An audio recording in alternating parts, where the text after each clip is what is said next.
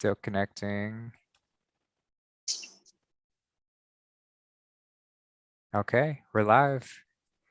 Hey everybody, thanks for being here with us. This is episode number 2 of I See Clearly, which is a new series that Jon and I are putting together on iridology. And so if you're just tuning in for the first time, iridology is essentially the study of the iris and what we can uncover in the health of our entire body based on where things show up in our iris. So when you have someone who is trained in iridology like Jon is, he can take a look at eye pictures and say, okay, this lines up with this organ, this bodily function, and this is how these things kind of operate. And this might be where you're experiencing issues, or this is where you might have an injury that might be showing up. So yeah, I'm really excited to have Jon back on again. You guys, some of you guys might know him as the Mangotarian, his channel, which is great. He got that name for spending 7 months on just mangoes, just to prove that you could. And it's actually one of the most effective ways to detox, which is that mono fruit diet. So yeah, Jon, thanks for being here today. And do you want to give a little introduction? No, but thanks for having me. Pretty much, I'll just say this. We got a lot of blue eyes today, and everybody has nerve rings. So, goose fabra, or how do you say that? Goose faba? I don't know. Anger management. Go watch the movie. Oh yeah. So nerve rings will show up. Guys, relax. Yeah, when we're under a lot of stress, nerve rings will show up. I have some in my eyes too. So apparently I'm not even calm enough. So I need to just, it's always a good reminder to just breathe. Always just breathe. Take those big belly Buddha breaths. Yep. Awesome. Nerve. Go ahead. Oh, I was just gonna say, are you ready to jump right into it? Yeah, let's jump right in. Okay. So we don't need to babble. Save the yeah. Yeah. So Lotus, we're gonna start with your eyes first. So I'm gonna pull up. And so for anyone tuning in for the first time, the idea is we're gonna go over community eyes submitted by email. So if you have if you want to get your eyes read, check out the instructions in the show notes and email them over to me. And if the quality is good enough, then we can take a look at them on the show. And priorities always given to those who are actually in the chat with us, because that really helps for asking questions and getting a little bit further insight into the health of the individual. So Lotus has several pictures to choose from. Which one did you want to look at? So right now I got 191508. 1508. 191. That's the left, okay. The left iris. Yeah, okay, great. That one. Yeah. Look at that one.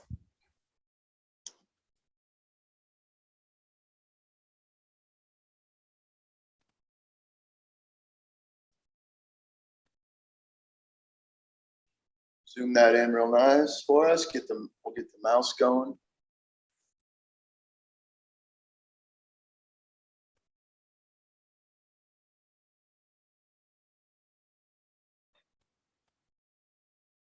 Okay. You should have the ability to. Yeah. And then I just want to see with the mouse, just in case I want to use it. I'm sure I will. Let's see if the arrow's following me. All right, cool. All right, so let's map out the eye real quick here. Zoom out just a tad bit. All right, so it's a little jet lag here. All right, so on a positive note, what I'll say with this eye, so good genetics, good constitution, good, nice, clean trabeculas. That's the fibers and the lines of the eye. Well, it's really zoomed in. So good, solid genetics, which means, you have a good constitution for getting healthy. The lymphatic system overall, I'm going to say, is in this state of acute. So today, when I look at the eyes, there's 4 different stages that I use determining, overall the level of congestion in the body. Congestion, where does that go? It goes really in 2 places.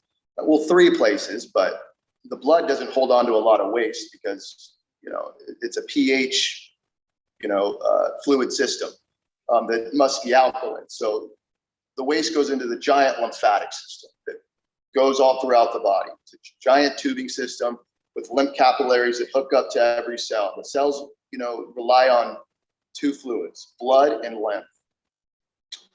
So the body's made up of a bunch of cells, trillions of cells. And when I look at an eye, a blue eye like this, the first thing I'm trying to look at is what overall throughout the body regarding the lymphatic system, where's this person at regarding how much junk they're holding in their body, to simplify things. And with her, I'm going to say it's acute because it's a pretty nice blue eye. There's a little bit of white color in the eye. See, all around here is where I'll just kind of go around with an arrow. That's helpful at all. There's that white color. It's a little bit cloudy, so I know that she has mucus and congestion in the body. But if she were to do a good proper detox and start cleaning out her lymphatic system, that eye should start to look more light, less cloudy, less milky look. So far, looking at her eyes, I've already looked at her eyes. I did a quick browse of her eyes. She's pretty blessed to have good genetics. I don't see a lot of genetic weakness like in certain organs and glands in her body, which is an advantage too, to have strong genetics in these areas like the pituitary, the thyroid, the parathyroid, like all the glands, the endocrine system. But her main problem area is this right here. I gotta use my hand. So as we go around this right here, this rope, that's the bowel wall. That's the GI tract in the bowels. There's a little bit of that yellow color around there. That yellow color could indicate subacute weakness. So acute, subacute, chronic, and degenerative. The bowel wall is showing, and the lymph system of the bowels is showing acute weakness.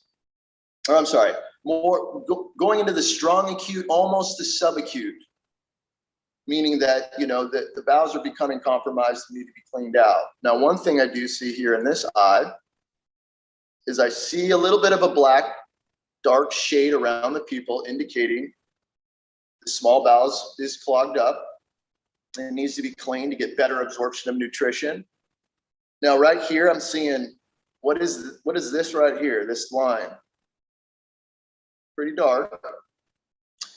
That line, and you see them on the other side as well, is what we would call potential. I don't want to make objective claims, but bowel pockets.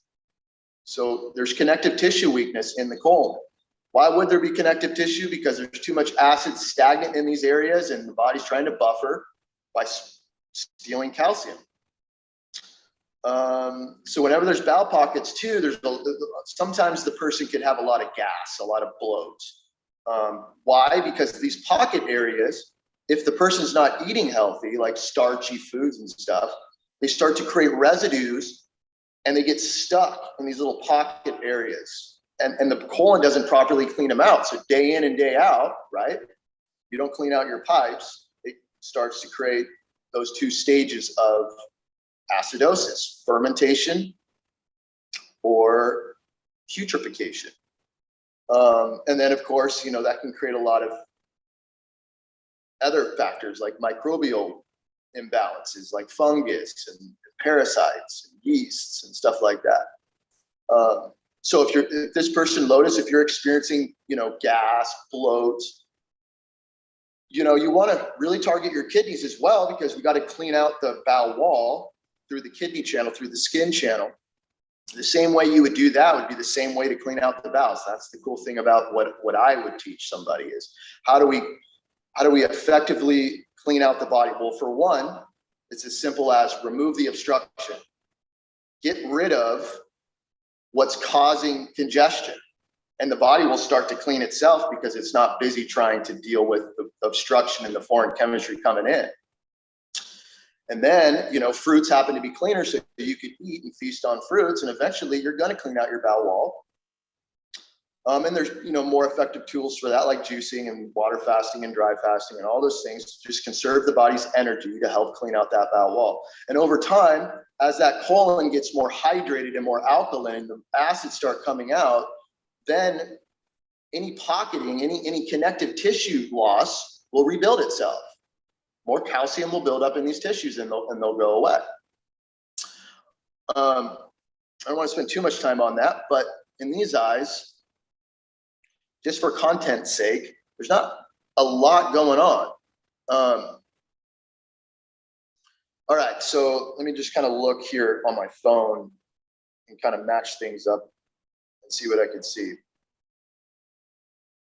I'm seeing a little bit of pineal weakness too, right here. So that right there, that crypt, or that radius solari right there, is right in the pineal gland area. Also, that's the transverse colon area, the top, this squiggly line, right? The bowel wall that we went over. This top area is the transverse colon.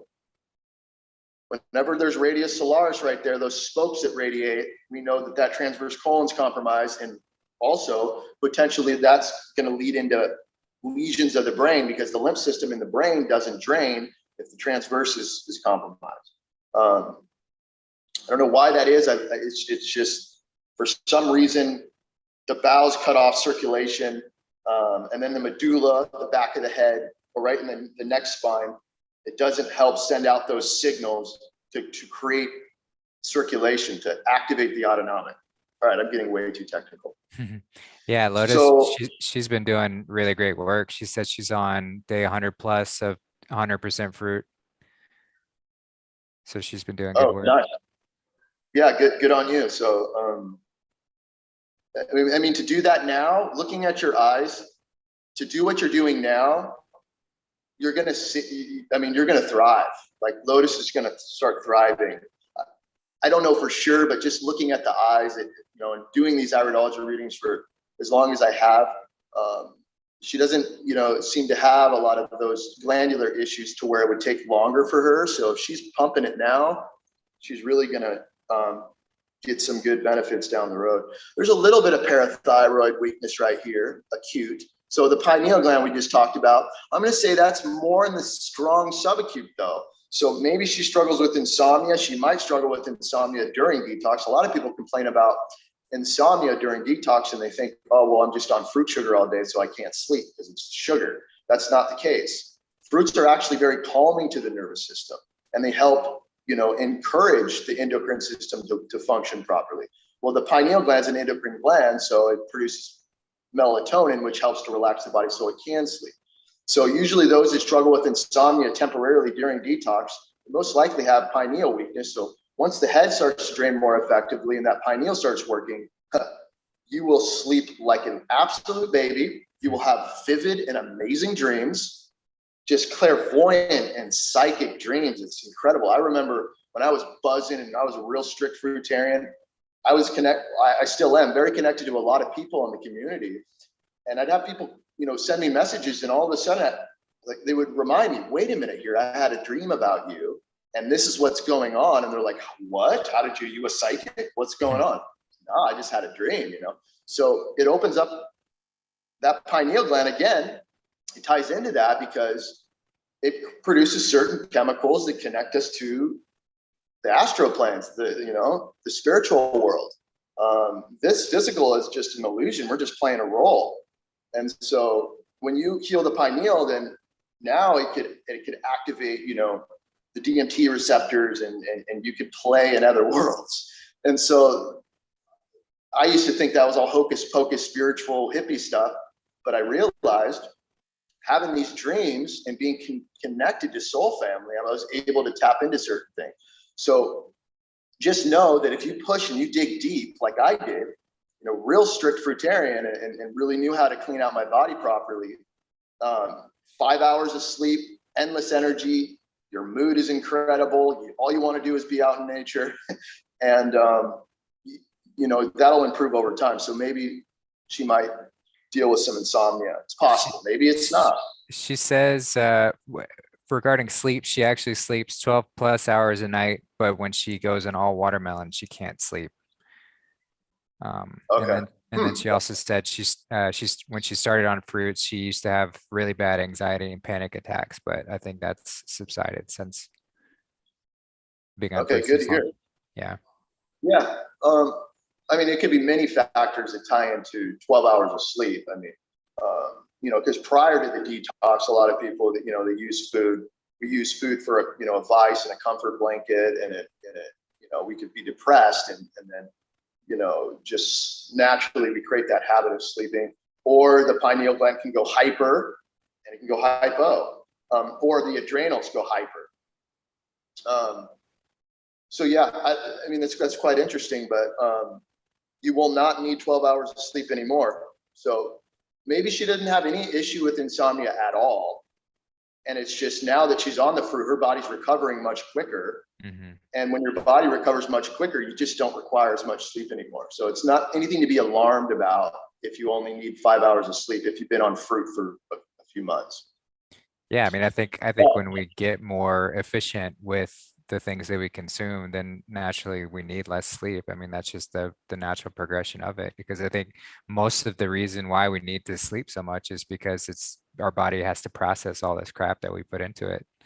And so it's working overtime to get rid of it all. But when we know that fruit is the easiest to digest, it's the most alkaline, so it's going to be the less strenuous, and then your body can do what it needs to do to get a good night's rest, and that can take much less time. It's just kind of the progression of it.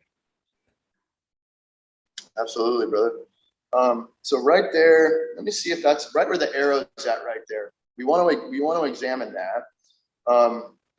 It looks like it is right in the parathyroid gland area. So it's a little bit of acute weakness, meaning that the parathyroids might be a little compromised. This person may not utilize calcium effectively. So it would be wise while detoxing, especially if your kidneys aren't filtering like they should. And that's always the focus. We need to constantly instill that into the community, how important that is. But to strengthen your bones with like alfalfa and horsetail and some of these herbs that are high in silica and calcium, just to maybe help to build up more calcium in the bones. If that parathyroid that say isn't producing parathormone, which is the hormone that allows the body to utilize the calcium. And sometimes you just lose that temporarily while you're breaking the body down.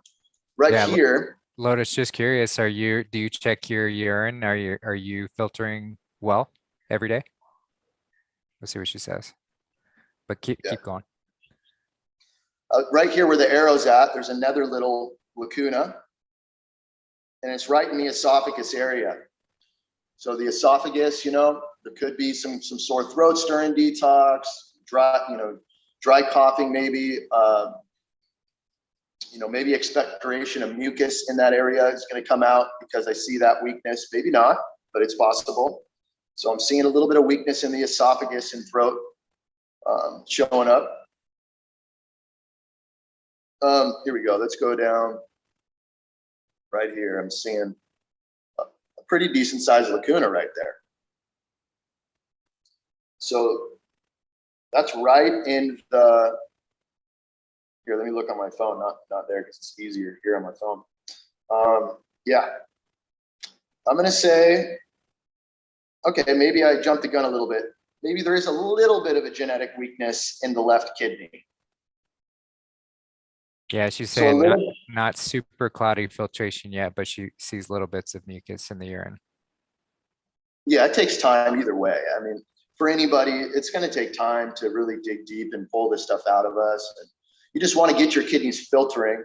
And a lot of people, they go, well, I don't see the sediment. I don't see, in some of these photos, a lot of people are doing different things. They're pushing their body really hard with dry fasting. You don't need to really get your expectations and your hopes up thinking that that's what you need in order to heal. You just want to make sure you see waste in your urine. And then over time, gradually, it'll just improve. It took me like a good 6 to 7 months, right, where I actually saw sediment at the bottom of the jar. Wow. I saw cloudy urine a lot, but nothing really too much. And then over a couple of years, I've seen some stuff come out of me that's like pink. Some people have seen black stuff come out. Wow. I think Robert Morse has said he thinks that might be like mercury or just some kind of heavy metal or something. Some kind of demon. Yeah, who knows? So yeah, so we see a little genetic weakness right there in the left kidney. So we got to get those kidneys strengthened. Right here, I'm seeing a little groin weakness right there. Little groin, maybe some femur, left hip area. Nothing crazy. And then right here,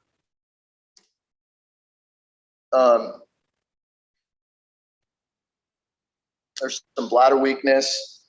Or no, I'm sorry, this is the left iris.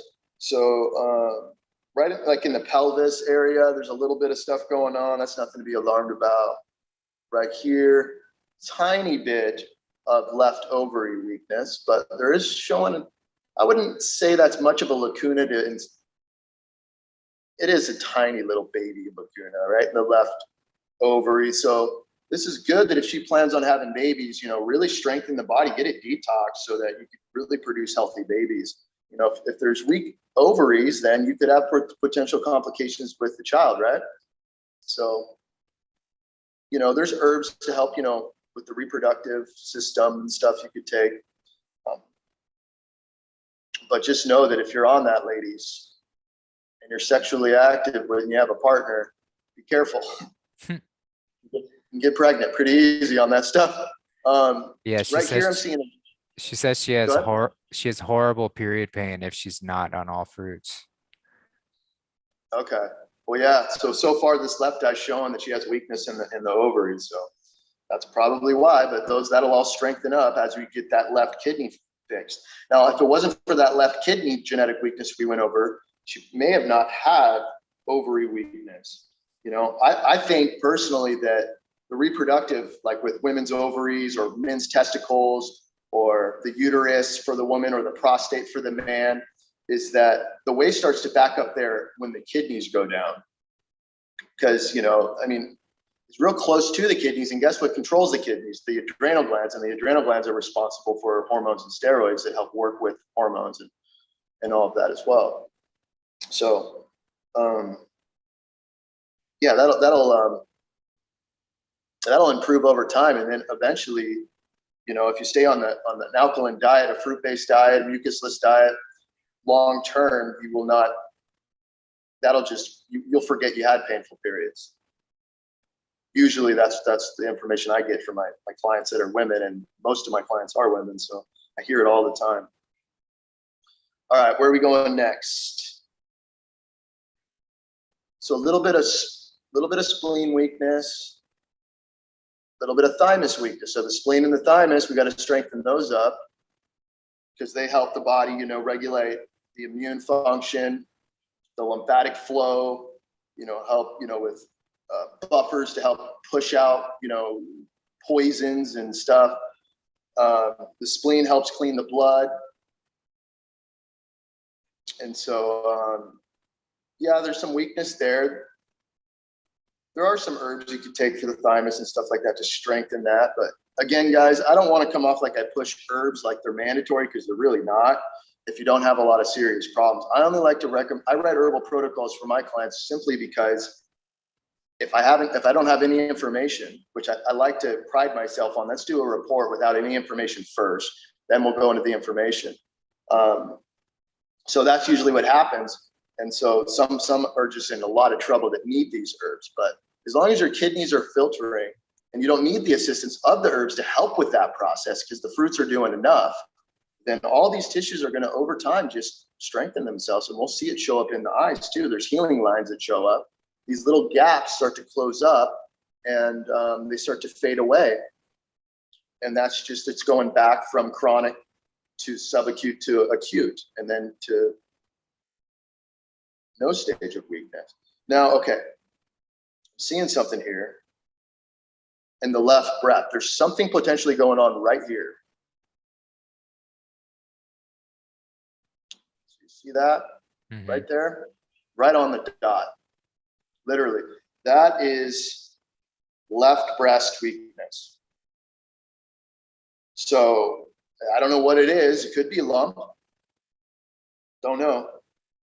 Either way, you know, with her history with the painful periods and the nerve rings showing up. So right here, these nerve rings, guys, you know, those lines that circle around the eye tell me that there's poor adrenal gland function.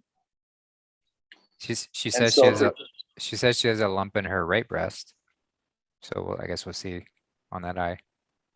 okay, well, if there's a lump on the right breast and something's showing up on the left, there could be something popping up on the left as well, which you want to take care of. So this is the left eye. You Yeah. can help me out with that too, Justin, right? Yeah. Mhm. Okay, where else are we going to go with this now? Just want to try to see if I could find some stuff.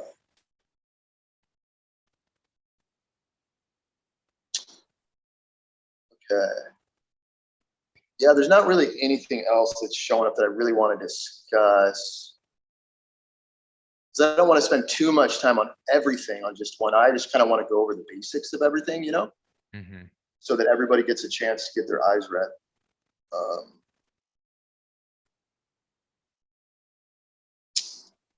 Yeah, let's go into the right eye now. Okay. And let's see which one I have here. Yeah, so the one that I chose for my phone is 191600. All right, call that up.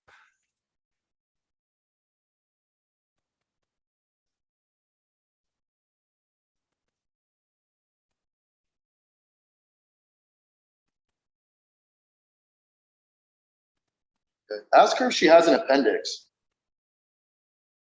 Yeah, Lotus, do you have an appendix? A lot of people get that removed because silly doctors say, "Oh, we don't need one." Yeah. Like God Take it gave out. us, God gave us an organ that we don't need. Yeah, you How- got how- appendicitis. how- You need to yeah, remove it. How arrogant. Oh, these tonsils, these adenoids, let's just cut them out of you. You don't need them. They're worthless. Yeah, because of all the brainwashing of the, you know, they're not reading textbooks anymore that go over physiology and anatomy, so they don't even know. Right. It's really bad. When I've heard that even wisdom teeth, it's just due to our poor diet, and that's why our mouths don't form properly to be able to house wisdom teeth. But removing those is really because all our teeth are connected to different areas of our body, and I don't remember exactly where the wisdom teeth are connected to, but I'm sure it's something important, and I'm sure it debilitates us some way somehow. Yeah, there's people that can read that, you know, with where the teeth are connected to the nerves and how that connects to certain locations in the body. That's like I don't know, what do they call that? Teethology? I don't want to disrespect the science. Probably really Yeah, effective. I'm not sure. Yeah, so right here,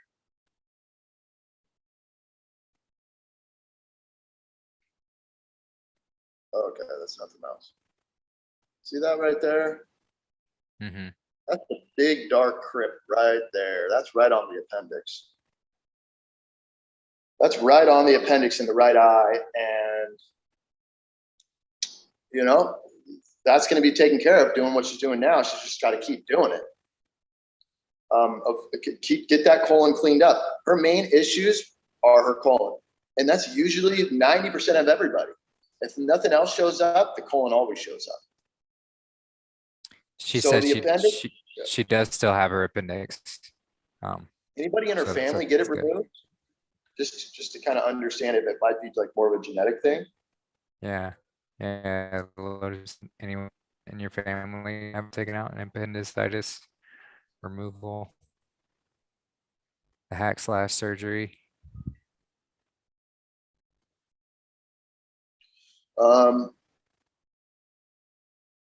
All right, so let's kind of brief this eye real quick, see what's going on. This eye's showing a potential skin ring too. This dark shade right here could potentially be a skin ring. It's really hard to tell a lot of the times with the lighting.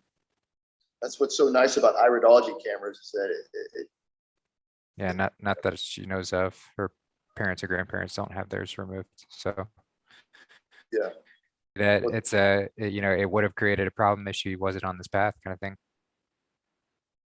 Yeah, if she wasn't on that path, she might have felt right there, and right where the appendix is, at the lower abdominal, to the left side, there's pain there. And a lot of people, they run to the hospitals and you got appendicitis, your appendix is going to burst. Here, let's take it out. But because she's made the right steps forward, that doesn't happen. But now let's see here. Where else do we want to go here? So I want to talk about right here. I'm seeing like a big football right there with some lymph stagnation going on. And so I think whenever I see a lacuna right on the bowel wall, that it's showing genetic weakness in that area of the colon, or just the colon in general, the whole colon. So the ascending colon is showing compromise for sure. Lots of lymph stagnation. That puffy line oval look is telling me there's a lot of lymphatic stagnation in the ascending colon. Ascending colon is going to be on the right side of the body, right? That's like going up into the sternum area, and then it goes around and comes descending colon. Is that correct? Yeah, exactly. And then I'm seeing it again upstairs. Another one right there. Those could be bowel pockets again too, but I don't know. It has this real lacuna look. It tells me that that's more genetic, and it's real puffy looking too. So yeah, I mean, pretty much this reading, the whole story here is the colon. Colon needs work. I'm seeing a little bit of pituitary weakness right here, that radius solaris right there, right up in the pituitary area. So a little pituitary. The pituitary, its main role is the overseer gland. Well, it's really like the CEO, and the hypothalamus is like the owner. But anyways, the CEO is giving instructions. So the pituitary sends signals, right? Mainly to the thyroid, parathyroid, adrenal glands, and that sort of thing. And so seeing that weakness, and it also helps, the body produce inadequate growth hormones and stuff. And also any woman that has pituitary weakness, a lot of the time struggles with reproductive stuff, with miscarriages or heavy bleeding, painful periods, stuff like that, hot flashes, mood swings, hyperfunction of estrogen, and or even women that have elevated testosterone. Where do we go to them to fix that? Doctors don't know what they're doing. You go to your pituitary for that, and we clean out the lymphatic system, and then that process will stop. So whenever there's pituitary weakness, if you were to get herbs or something like that, to enhance those tissues, if you target that, then you're also targeting all the other weaknesses that you might have in other locations regarding your endocrine glands.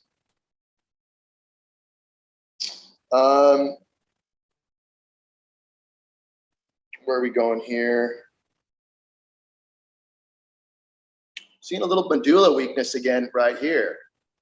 And so the medulla is really important too, because that activates the autonomic nervous system. That sends, circulation down the spine, to help activate, nerve pulse movement. It helps with the lungs. It helps with the heartbeat, all of that. She said she got pituitary support from Dr. Morse. Good. The support tinctures or support herbs.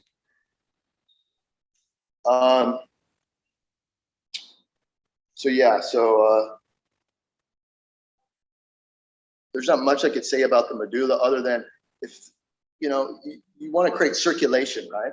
So just if you learn about the location, so the medulla is right below the cerebellum. It's right like on the neck, the very top of the neck. And so I don't know if there's any herbs for the medulla, but like what you could do is you create circulation up to the head area so that it'll lymph flow, lymph drainage when you do circulation herbs. So I think circulation herbs would be the best way to go about, just for the viewers that are interested in the herbs, would help with that. I think we let's see here, bladder, right here. We got some weakness going on in the bladder. Could have a sensitive bladder, that sort of thing, overactive bladder, maybe some cystitis. You know, women start to develop endometriosis, they call, or interstitial cystitis. It's just basically acids are building up in the tissue of the bladder, causing those issues. But right here, this is what I want to focus on mainly for this. This is the adrenal glands. So her right kidney and adrenal glands are most compromised. I'm going to say more in the subacute area. So right in this area, she's got weakness in the right adrenal. So the nerve rings, the genetic weakness in the right adrenal gland, then they're really, really vital and important to strengthen the adrenals through, you know, getting in nature and grounding, peaceful environments, you know, protecting your energy, making sure that you don't, you know, you give your time and your day to things that are positive and not negative. The more you relax, the more the adrenals can calm down. And then as you work to clean out the lymph system, then these tissues will start to regenerate. So, you know, and of course, herbs to help enhance the adrenal function too. But whenever there's adrenal weakness, it might take a little bit of time to get the kidneys to filtering.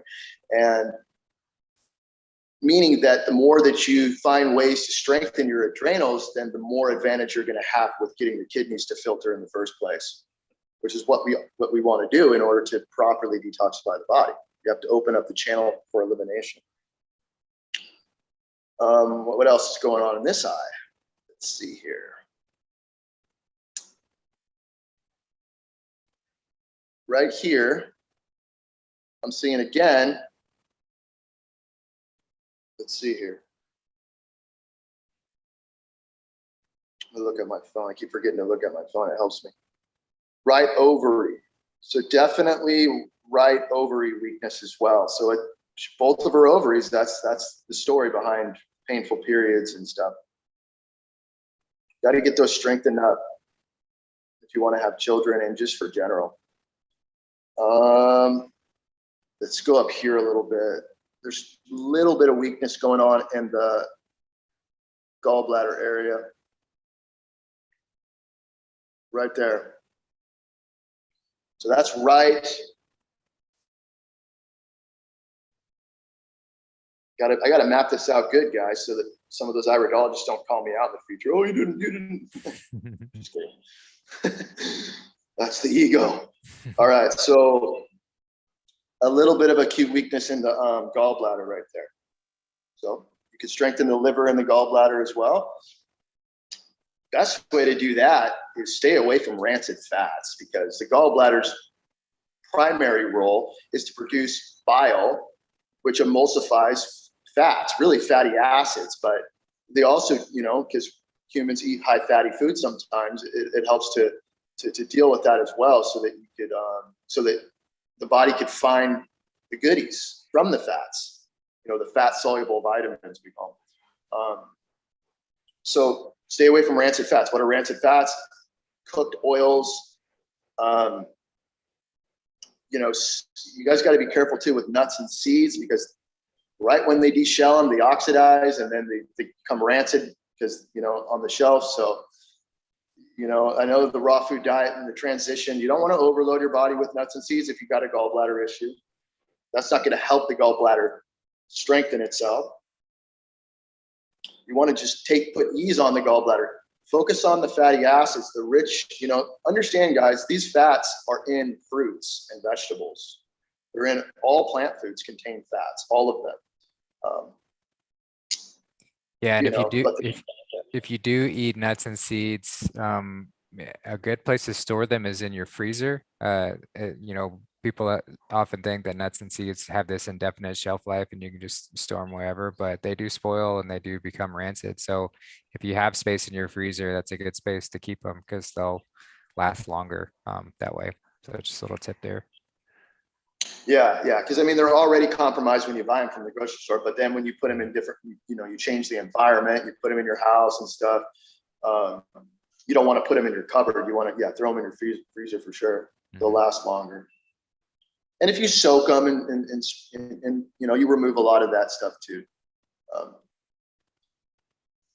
All right, so Yeah, she said I started having hypoglycemia symptoms after being raw vegan for 1.5 years. That makes so much sense. I eat too much nuts and seeds. yeah, yeah, it's getting too much fat, and then also with the nerve rings, the adrenal connection with sugar metabolism, it's just, yeah, it can create that blood sugar issues. There could potentially be that light right there shining, making it kind of difficult, but right where the arrow is, that could be that's the thyroid area. So showing a little bit of weakness in the thyroid, or maybe, cold hands and feet, problem sweating, that sort of thing, underactive, slow metabolizer, that sort of thing. So if a person's struggling to sweat because of thyroid problems, remember, like I said, she's on the pituitary support. We're going after the pituitary because that's going to take care of the thyroid. But in the meantime, if you're not sweating good and you're on a good detox, you always want to make sure you're pulling out what you're stirring up, meaning that get in the sun and sweat, or get in a sauna and sweat, because maybe that thyroid's not strong enough to where it's helping your body produce enough temperature, because it produces hormones to heat up the body. All right, let's move on to the next person. I think we're done here. Okay. With Lotus. All right, so we're gonna go to Connor next. Connor, are you still with us in the chat? I think so. And yeah, just a reminder to everyone, especially for people who are getting their eyes looked at on the show, and just anyone that's found value in what we're talking about. Jon is very selfless in what he does and reading these, and this is what he does for a living. So I'd highly suggest getting a report done with him if you want to get more comprehensive information and hands-on help with that. But even if just chipping in a little bit to his PayPal, just as his thank you for the time spent, is always very much appreciated. So I just wanted to throw that out there.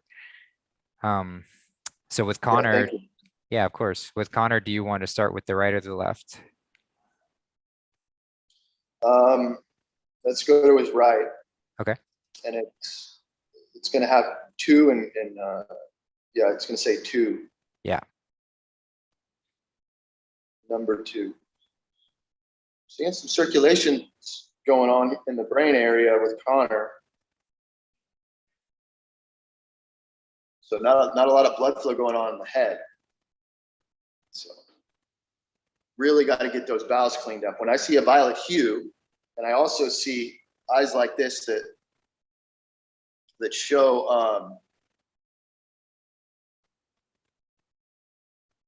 let's see here. I just want to get this set up real quick. Where's my mouse at? All right, there it is. Okay, just go anywhere with that. All right, so with Connor's eyes, this is a blue eye, guys. This is not a hazel eye or a green eye. This is that orange color right there in the eye, and that yellow is creating that illusion. Trust me, because once that yellow stuff starts to fade out, which it does, you'll see, and as the lymph system gets cleaner and the eyes get lighter, you'll see that they become more blue. So this is a true blue eye. But with Connor, this is a subacute overall congestion throughout the body. It's more in the subacute. With Lotus, it was more acute. He's entering into subacute, potentially strong subacute. He's got the big nerve rings. 1, 2, 3. See all these nerve rings? Mm-hmm. Lots of stress, lots of trauma, lots of things, potential have anxiety, shortness of breath, asthma, low blood pressure or high blood pressure.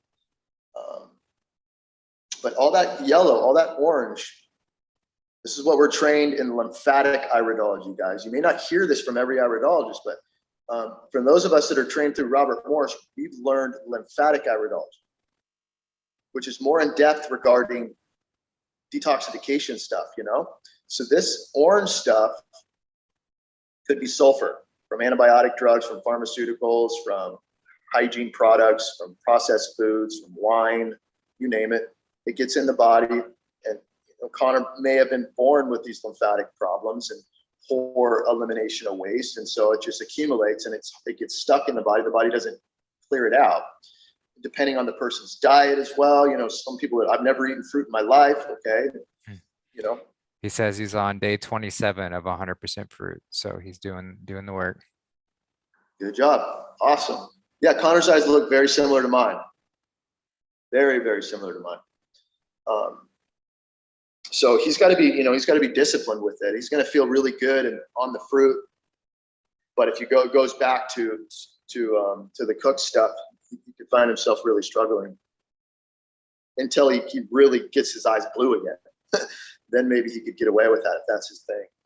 All right, so we're seeing radius solaris, big toxic tunnel right here, radiating up in the head. It's right in the pituitary and pineal gland. So pineal gland, pituitary gland, transverse colon weakness. This stuff's waste, all this lymph. See how thick it is? It's backing up in the head. Got to get that colon drained out. He says he has shortness of breath for sure, from what you're mentioning. Yeah, the nerve rings are definitely indicating that. Now, I see a big malabsorption ring. That gray ring around the eye. Mm. That is a malabsorption ring, so chronic malabsorption. Around and with all that yellow. The gray ring around the iris or around the pupil? Around the pupil. Okay, yeah. You see it better here right at the top. Mm-hmm. There's this shade look. That's what we call a malabsorption ring. And that malabsorption ring that's that thick like that, and knowing that he's got subacute lymphatic congestion throughout the body, he's got chronic bowels, lots of heavy sulfur, he's not getting a lot of absorption, he's got to really do a lot of cleaning, which he's in the process of doing. To pull that out, you got to clean out the small bowel, which is right here, this side of the eye. I mean, with the photo, it doesn't look too bad, but still, he might get really, really skinny, right? Lose a lot of weight until that stuff starts coming out. Yeah, Connor, have you noticed a lot of weight loss just on this 27 days? Or yeah, I don't know what you were doing prior to that. Yeah, and so also with this yellow and orange look too, I could call this a Candida eye. This person has a lot of fungus in the body, parasites, fungus. I already know for sure with sulfur stagnation, there's a lot of fungus, especially if the diet's not on point, which it wasn't prior to what he's doing now.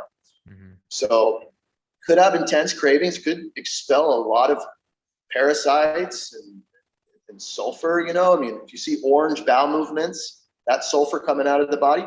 If let's say you dry brush and you smell burnt rubber, that's sulfur coming out of your skin. Wow. Yeah, I noticed that when I was on a detox and I had heavy loads of sulfur stagnation, and I was dry brushing, and I'm like, what is that smell? And it smelled like burnt rubber. I'm like, huh. And then I remember Robert Morse saying that Goodyear tires use sulfates to harden their tires. Guys, this is super glue. That's and crazy.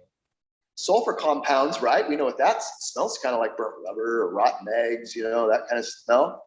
That's exactly what it smelled like coming out of me. But the good news is it was coming out and we can pull it out.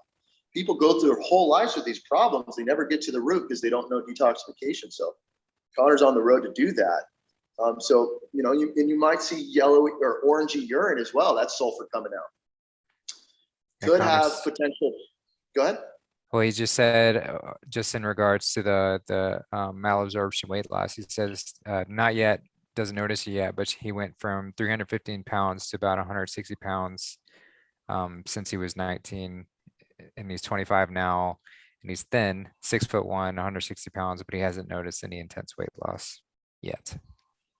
Yeah, he's got a history of obesity, it sounds, right? 360 pounds. Yeah. So he's probably, you know, loving the weight. Yeah. Loss. Okay, so that's a little different. So he's got a hypothyroid. We'll look at that. I kind of see it in this eye, but maybe we'll have to look at the other eye.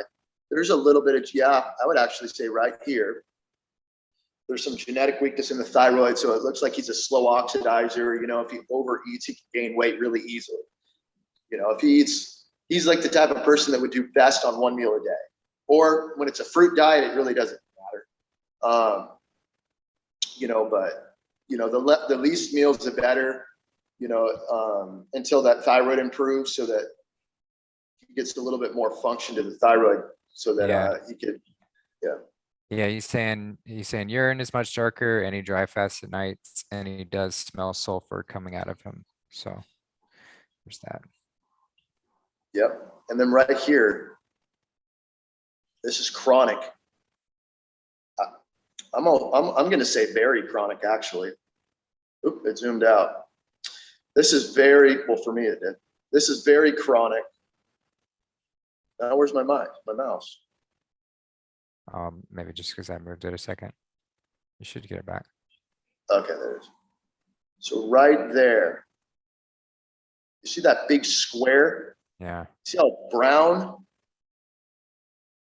That's right on his right adrenal gland. That's a very chronic right adrenal gland. So Connor's really got to manage his life.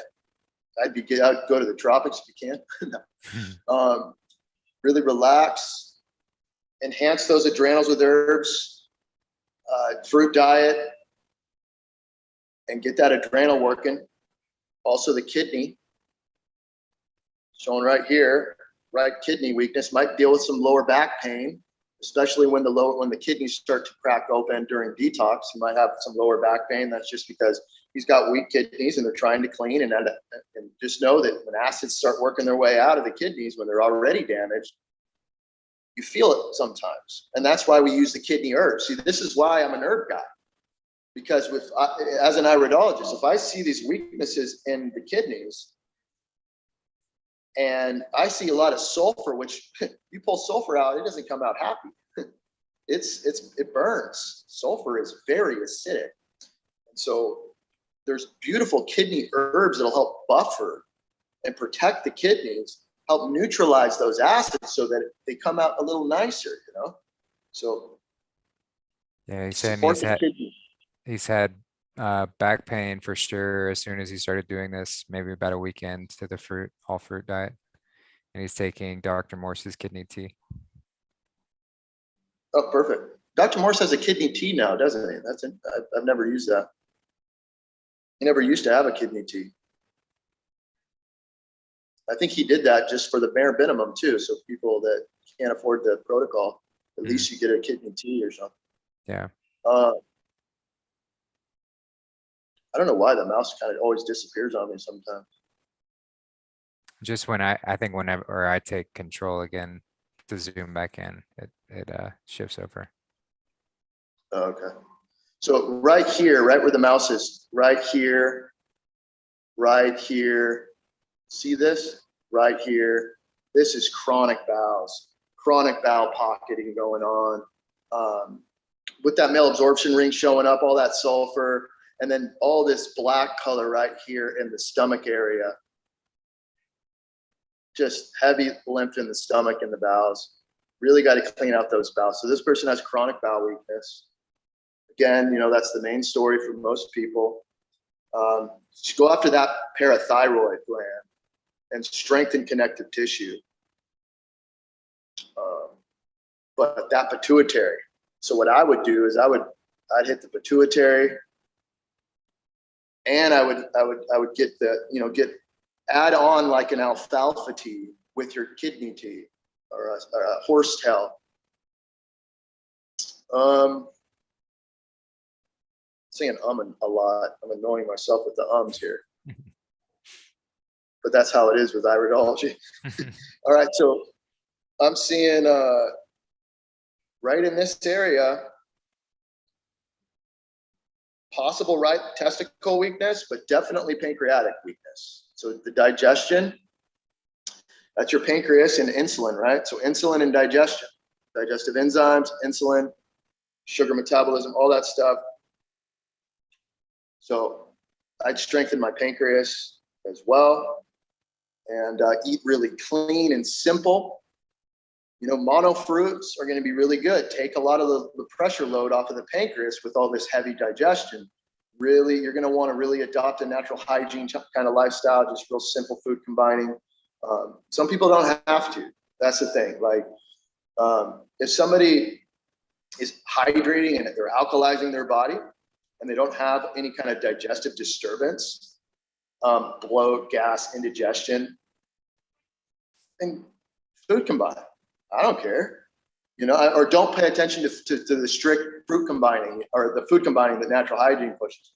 But for somebody that has a weak pancreas, I definitely would, because you're going to always have gas and bloat. Ask him that too. Does he have gas and bloat? With the sulfur like that, I can imagine he has some stomach discomfort from time to time. Yeah. Yeah. What do you say to that, Connor? And he's saying he's eating mono meals of bananas, mangoes, and juice only, plus some herbs. Okay. Liver. So liver weakness right here.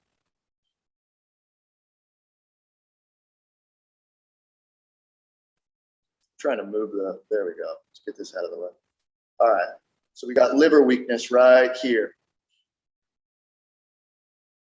So again, I mean, the fruit diet's going to help encourage the body to clean out the waste so that the liver will regenerate.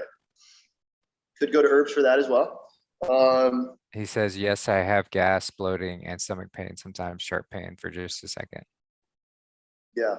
And so that's the thing with the sulfur gut, is that even when you're on the fruit, and you're eating really simple, until that stuff comes out, you'll always kind of run into that from time to time. But you want to strengthen these adrenal glands, right? Because if you strengthen these adrenal glands, you produce more steroids and hormones that at least will help buffer that so you don't feel it, you know, as it's coming out. All right, so kind of just zoom out just a tiny bit. And see if we go to the next one. Okay. Yeah. Oh, also just real quick from that, you don't have to go back, but I saw some congestion in the lung area too. So I don't know if he has a history of smoking or something like that. All right. So the next one, it's going to be, yeah, I think there's only two with this, right? Just the one. Yeah. Below left eye.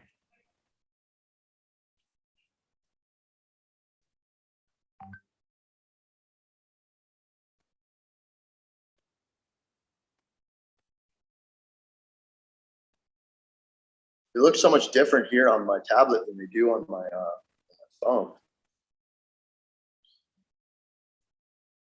Just like different lighting, different color. Yeah, the color variations change. That's what makes it kind of difficult for us lymphatic iridologists, is the color really is important. But again, you might want to check on both devices to see if you have like a red, blue light filter. I know a lot of devices do that automatically. That's going to change your color scheme, especially different times of the day. Yeah. And I'm also wearing blue light protectors. Yeah. So yeah, those help. That makes sense. All right. So so with this eye, get my mouse here. See these dots? See these black dots? Connor says I smoked more weed than Snoop Dogg times 10. Yeah, well there it is. There it is. You're gonna puff like the Snoops, then you're gonna create a lot of waste. Understand, guys, it's smoking weed with all the science out there and the benefits of cannabis and all of that. I'm with that. But how you use the plant is important. And smoking anything is very acidic. Creating all that combustion and collecting that in the lungs, your lungs are going to be damaged by the acid, the chemistry. You know, we're so fixated on the nutrition, right? The alkaloids and all the goodies in these plants. But we need to learn how to consume them as well, because it's how it's processed in the body is what's going to determine. That's why people have success with hemp oil, right? Yep. So yeah, I think smoking. Oh, sorry. Go ahead. Finish your thought. Oh, you can go. I was just going to say Rick Simpson oil is a common term for concentrated cannabis oil, full spectrum that people can use for healing all things. It is a different way of ingesting it than smoking it. And if you are going to smoke it, you might want to look into vaporizing it at lower temperatures. So it's going to be a lot less harmful than the higher temperatures, ingesting it that way. But you know, there's also things to consider with vaporizing it too, of just like the quality of the thing that you're vaporizing and the quality of the oil that you're vaporizing and stuff like that. So so yeah, always lots of things to consider. And Connor said 2 years smoke-free. A few days ago, he went for a bike ride, and a pretty intense one, lots of breathing, and he was coughing up blood. And he says, I know Dr. Moore said this is a detox symptom. Yeah. It's pretty Cool. intense. So a lot of these guys, this is community here. We're on a community call right now. This is the community consultation right here, because everybody's saying Dr. Morse. It sounds like we're all on the same page here, which is really cool. Yep. It is nice to reach new people though, but I'm glad to connect with everybody in the community. So yeah, right where the arrow is, that's drug deposits. So I don't know. I know for myself, I smoked weed and drank and all of that. And then throughout my life, I started getting into harder drugs. So maybe if he has a history of not just, you know, the ganja, but the other stuff, he could potentially have, you know, put a lot of real toxic chemical compounds that are stagnant in his fat tissues, especially right there in the descending colon area. That's where those drug deposits are, right where the arrow is. Could be iodine deposits, such as black, or it could just be some kind of foreign chemical of some kind. So as that gets brought into circulation, as the body tries to work that out, there could be heart palpitations going on. Anytime I see drug deposits like that, pay attention to heart palpitations after urination. You know who discovered that? And this was back in the 1800s. Imagine the level of drugs that we have today versus then. Is Arnold Ehret. Arnold Ehret discovered that I don't know how he did it, you know, like, but maybe just from collecting information from their history. But he found after urination, those that have a history of chemical abuse of some kind, it trips, and what makes sense, it trips up the autonomic and you get heart palpitations. So don't panic if that ever happens. Just know that your body's most likely expelling and urinating out these drug residues. And again, this is why I was so fascinated by kidney filtration when I learned about it. And I was a hermit living in a studio apartment. I peed in jars all day long because I knew I had this history. And I was reading Arnold Ehret's work. I'm reading Robert Morse's work, and I'm trying to figure things out on my own. And I would see rainbow-looking stuff in my urine, having Palpitations. the heart palpitations. Mm-hmm. Yeah, the palpitations. Yeah, he says he gets heart pain sometimes, and his heart starts beating fast after peeing sometimes. Yeah, there it is. So that's because you got those drug deposits. So I'm confident those are drug deposits. Yeah, he said he's had one surgery, lots of antibiotics through his life from the flu, and he took Accutane as well. Great. Yeah, so the more information we get, the better these are, because then it helps me to understand a lot more. So that also is why I was saying earlier with the sulfur antibiotics, that's where it comes from, man, with people. So you guys want to avoid, the listeners here, you want to avoid antibiotics. You want to avoid them. I don't even like to say avoid, just don't take them unless you're like, have some kind of flesh-eating bacteria and it's going to save your organ or something. Then you got to do that for emergencies. But overall, just because, oh, I have a flu, you know, or oh, I have a pain or I have something going on, the doctors just throw antibiotics at you because they don't know the cause of the problem. So they're like, here, let's suppress your symptoms with antibiotic. They burn out all your bacteria. You create heavy loads of sulfur. Now you have microbiome problems, and the list goes on of the amount of problems you run into. So antibiotics are a no-go, always. They don't address the problem anyways. What addresses the problem is cleaning the waste out of the tissues. All right, let's move on. Now, right here, I see right in the inherent mental part of the brain. So the inherent mental part of the brain, you know, that's memory. It's dispersed throughout the brain. You know, it's tied to emotions, tied to the limbic system, controls emotions, fear, pleasure, anger, all those types of things. It's known to also work with function of the thyroid gland as well. Just reading my notes here on the inherent mental part of the brain because I'm not an expert at that.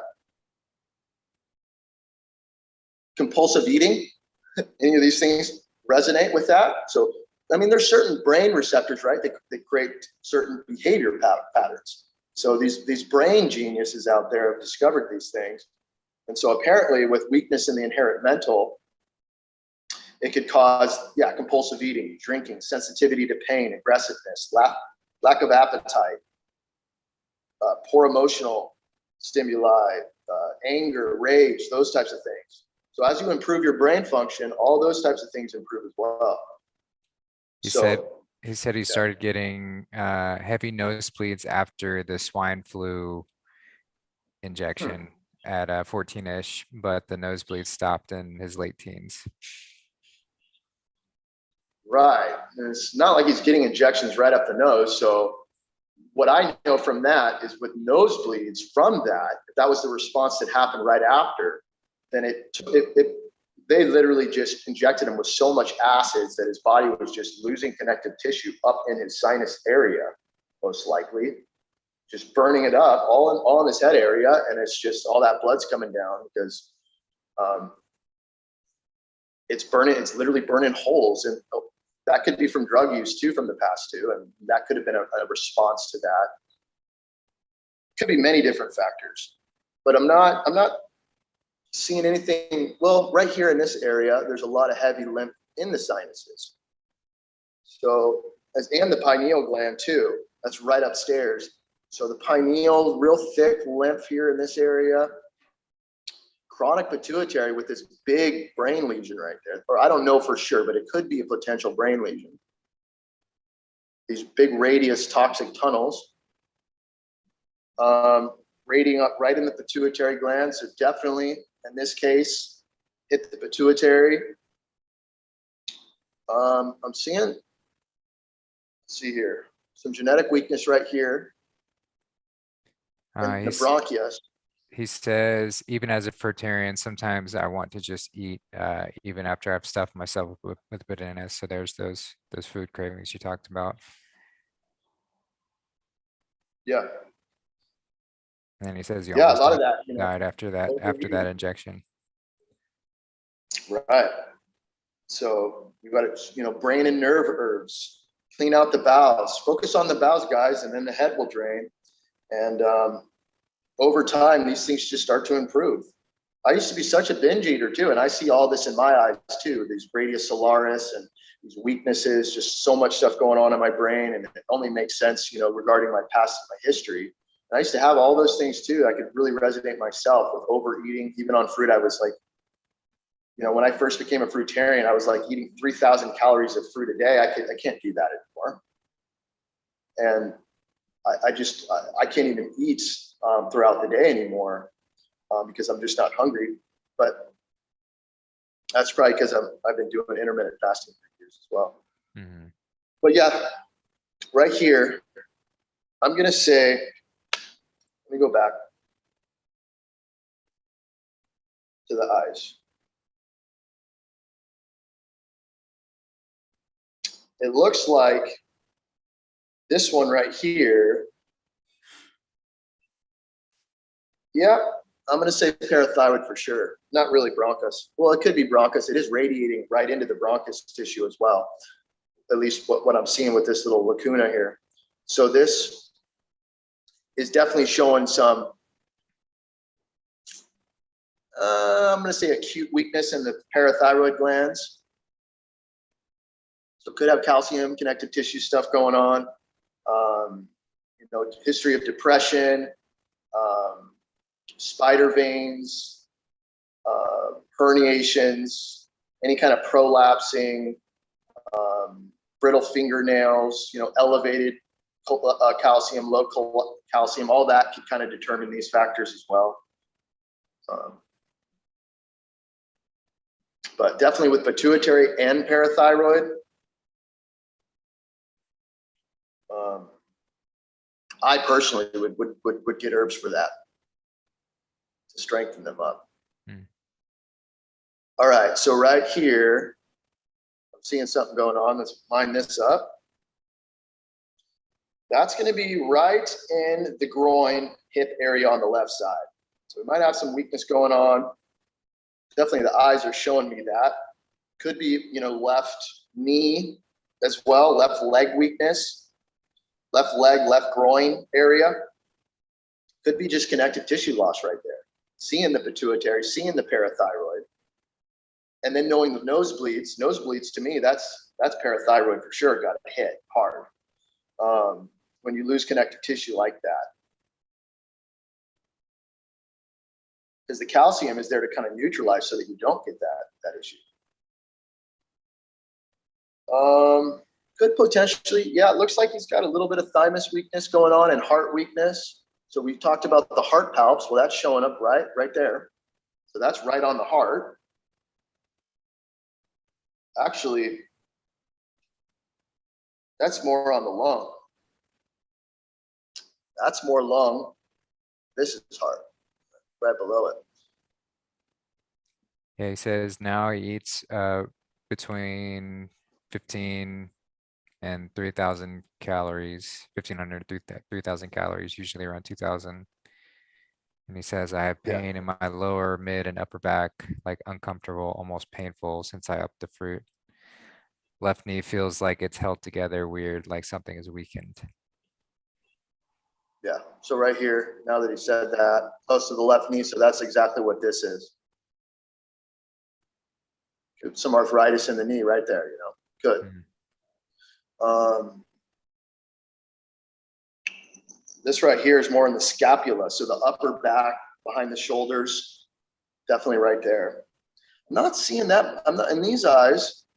Okay, so we looked at the right, this is the left, yeah. So I didn't see anything really showing up in the lower spine that, that would kind of build a case for like degeneration on the L spine and the disc in that area. So just with the diet itself, that'll improve. I think it's mainly the kidneys. Oh, here we go. So that reminds me right there. Where's that? That's right on the left kidney. It's a lacuna, that's genetic weakness. So I'm going to say the lower back pain, if he has that, is more related because of those left kidneys. So we're in the kind of in the upper back areas as well.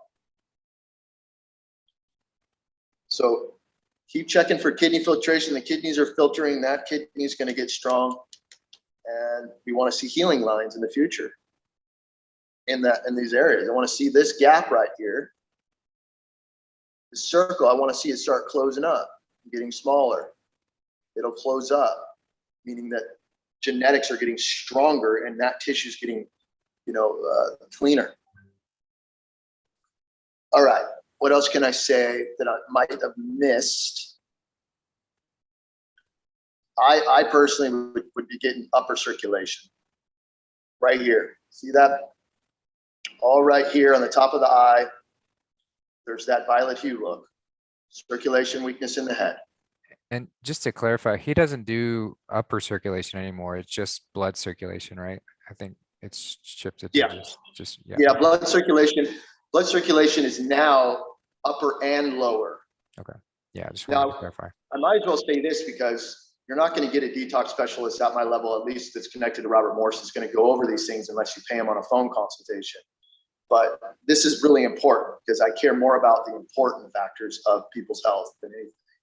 Y'all hear that? You're getting some free advice, so take that into consideration. Right, because if you guys are learning and you're connected to Robert Morse and you have tumors and cancer and that sort of thing, if you have any tumors, you don't want to take the circulation nerve. You don't want to bring circulation to a tumor. It'll just pull more lymph in that tissue, quite possibly. So if anybody has tumors and has circulation problems, just go to your kidneys. Always go to your kidneys. Remember too, circulation issues is a kidney issue, especially if you have like edema in the legs area and stuff, the feet. So whenever there's circulation like that, you go to the kidneys and you get the herbs that are going to be more diuretics. That's why Robert Morse has the herbs. He's got the goodies for us to make it so easy. Number 2 and number 4, that's your diuretic formula. That's going to help somebody with edema kind of pee that out. What I would do if I had edema in the legs, I would take the diuretic herbal formulas, and on top, I would 16-hour intermittent fast, pull that water out, because knowing that your legs are blowing up like that edema look, that's because there's too much acids collecting in that area. And then if you collect too much acids and you don't drain that over time, you can't stand for longer than an hour because you're in pain. All right, let's move on. We're done with Connor now. Let's go. Yeah, he said, last question, I have intense irritability. Could there be a reason why? Yeah, that's the nerve rings. So that's all these right here. Oh, sorry. 1, 2, 3, 4. See all these nerve rings? Mm-hmm. That's adrenals. I mean, like we saw in the right iris, chronic adrenal glands. Chronic, very chronic, I said, right? So irritability is tied to the adrenals not producing neurotransmitting hormones, right? Notice how that when doctors or psychiatrists or whatever, you know, what do they give people? Drugs to help produce serotonin, dopamine, acetylcholine, these chemicals that help relax you. That all comes from your adrenals. Your adrenal glands are a pharmacy. Mm-hmm. So we want to get them to produce that on their own. So once those adrenals get stronger, that irritability will go away with time. The anxiousness, the shakiness, the shaky leg syndromes, the wife don't touch me, I just don't like touch, that type of stuff. Loud voices, too much stimuli, too much stuff. We want to just chill, like just relax and breathe. Breathe. Find your super, go within, all those good things. Yeah, having a good breathing exercise every day. First thing you wake up in the morning, just do some deep breaths, and before you go to bed at night, do some deep breaths, and find yourself in the middle of the day, just do some deep breaths. If you need to set a reminder on your phone to go off every now and again and say, hey, do some deep breathing. It's a great practice. Because you're also consciously aware of doing something positive. Because when you deep breathe, it makes you feel good. It relaxes you, it calms you, it helps you put your thoughts into perspective. And it's a positive thing. So it's like it's setting your day up for positivity so that you're able to kind of react to certain things that come across you in a conscious way, because and that's all going to help avoid any kind of response that could be stressful too. Because if we react in a stressful way, we're going to create more stress in the body as well. Mm-hmm. All right, so we're going on to Casey next. And she's got 2 for her right and 2 for her left. So which one do you want to do? Okay, let's find hers. Casey. All right, so I got the left eye, 202-11018. Oh, that they're all numbered that. Oh, what's the last? What's the last number? Yeah, 617, the last 3. 617. So start with the left. Awesome. Let me pull this up. And yeah, so the other eye photos have been good, but Casey definitely gets gold star for high definition photo, clearly to see, and it's labeled here with this nice big L on the screen. So that's super appreciated when you submit photos like this, because it just helps us keep track of what we're looking at. So thank you, Casey. Yeah, if anyone ever sends photos where they're really, really zoomed in, where I can't see certain parts of the eye, it's hard to kind of map out which one they are, so put a label on them. But if they're not zoomed in, I could just figure it out. Yeah. But yeah. All right. So I got to give you control.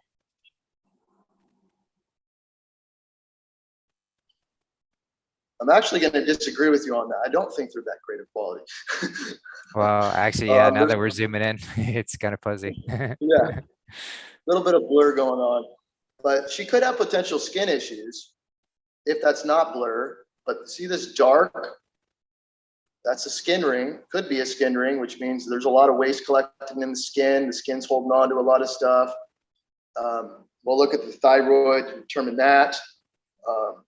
But one thing that just, as an iridologist, the one thing you always want to do is when you're mapping out a reading, like when you're putting together a written report, first you do the briefing, right? You just map out what you see, and then you kind of put the bulk stuff down below. Is that the thing that jumps out at me instinctually and intuitively? That's what I'm going to state first. And so what I saw is right here. See that? See that big dark lacuna right there, or crypt? Mm-hmm. That right there is right in cerebellum and medulla. So that's right on the back of the head. Dizziness, equilibrium.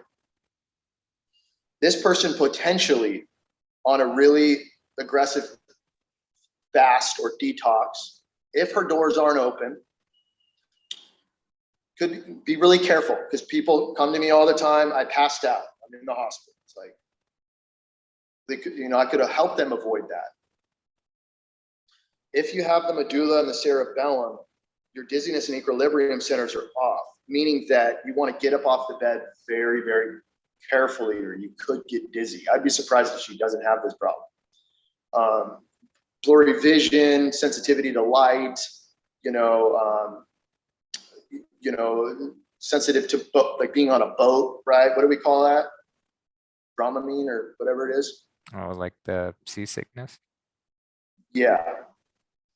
So right in the head, right in the back of the head is holding a lot of chronic lymph. We got to get that head draining, because you definitely want to have your balance, right? You want to have your mobility. The medulla controls your autonomic nervous system, which activates your muscles. And then the neurotransmitters from the adrenal connection with that as well. But also the cerebellum also works with that too. So definitely somebody's, with this, I would hit the brain circulation. Yes, she says she has light sensitivity for sure, but not really dizziness. Okay, well, at least that's good. But it could show up if she was on. Is she on a detox? What's her plan? Yeah, where are you at with your diet, Casey?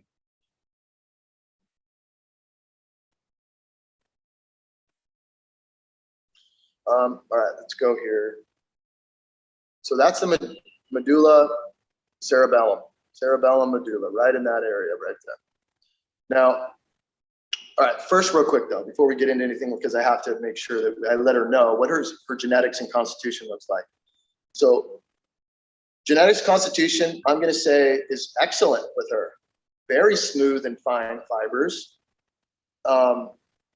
And also her lymphatic system overall regarding congestion, I'm going to say acute. This white color is mucus in the body, and it's acute lymphatic stagnation.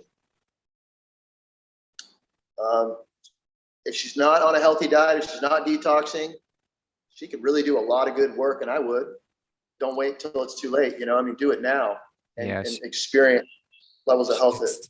She says she's been eating mostly fruit and veggies for about 3 months, and she's preparing to do a juice fast. Okay. Maybe on that juice fast, that could happen where she starts feeling a little bit dizzy. And it's nice to know these things, because then it's like, oh, well, Jon let me know. He saw it in my eyes. So when that happens, it's just because I have weakness there, and the detox is exposing that. And as I, get cleaner and I drain my head, then I'll improve that, and it will go away with time. Because people get nervous. They're like, oh, it's sugar problem, or oh, the fruits are bad for you. Everybody blames the fruit, right?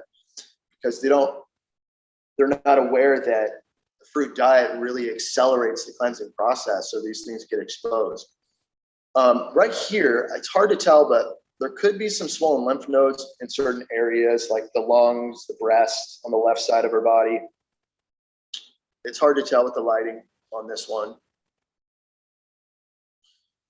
But also right here, just popped out to me, so I'll go over it. That little white glob right there could be a swollen lymph node right in the small bowel.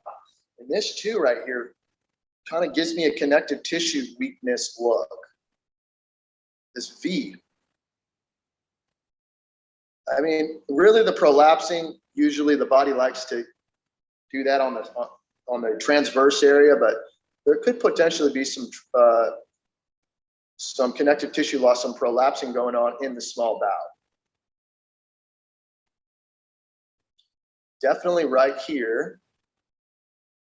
bladder weakness, lower back, bladder weakness, some uterus congestion right here, swollen lymph node. So guys, see where the arrow is? Mm-hmm. That's a swollen lymph node, quite possibly. Right on the bladder, vagina area. If there's any stuff, you know, it's probably because the lymph system's not draining properly because that lymph node is being compromised. So when lymph nodes swell, what causes swelling? Acids, foreign chemistry. And the lymph nodes are responsible to liquefy the waste so the body can remove it through the kidneys and the skin through sweat. So a lot of that swelling of the lymph nodes a lot of the times could occur too with those that have pharmaceutical drug history, the antibiotics. She doesn't have that look, or at least if she has a history of that, her body eliminated it. But what's kind of surprising to me with her eyes not looking that lymphatically compromised, so maybe she hasn't been a real bad eater her whole life. I don't know, but that's a chronic left kidney weakness. Yeah, she says she as has well. weird pain there. She has weird pain there sometimes. Yeah, that's a swollen lymph node then.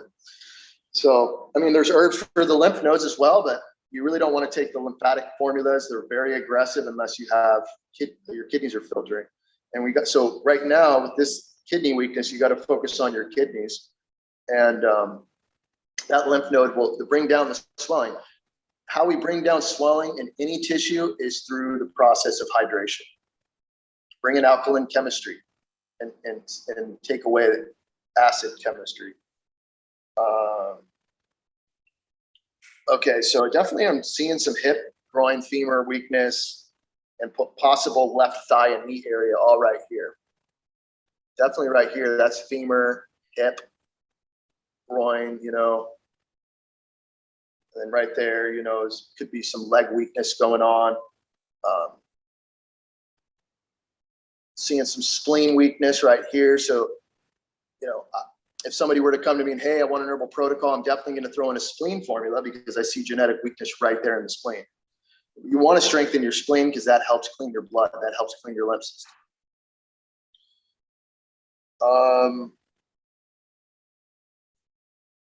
Solar plexus area. So right in this area could be really, really sensitive right there below the breast, you know. Where, you know, you kind of feel shortness of breath too in that area as well. Solar plexus, you know, when you get hit in the solar plex area, it can knock the wind out of you. So if you ever have really like shortness of breath phases, that's because I'm seeing weakness right in that solar plexus. Some lung weakness for sure, and bronchioles. So right here, she's got bronchial and lung weakness too. I don't know her history on anything that could potentially cause lung stuff. But again, guys, it's not always just smoking that affects the lungs. It's acids in general. And also, like, you know, barbecue foods are really known to cause lung problems. Cooking foods on barbecues, any kind of carcinogens, you know, meat products, compromise the lungs.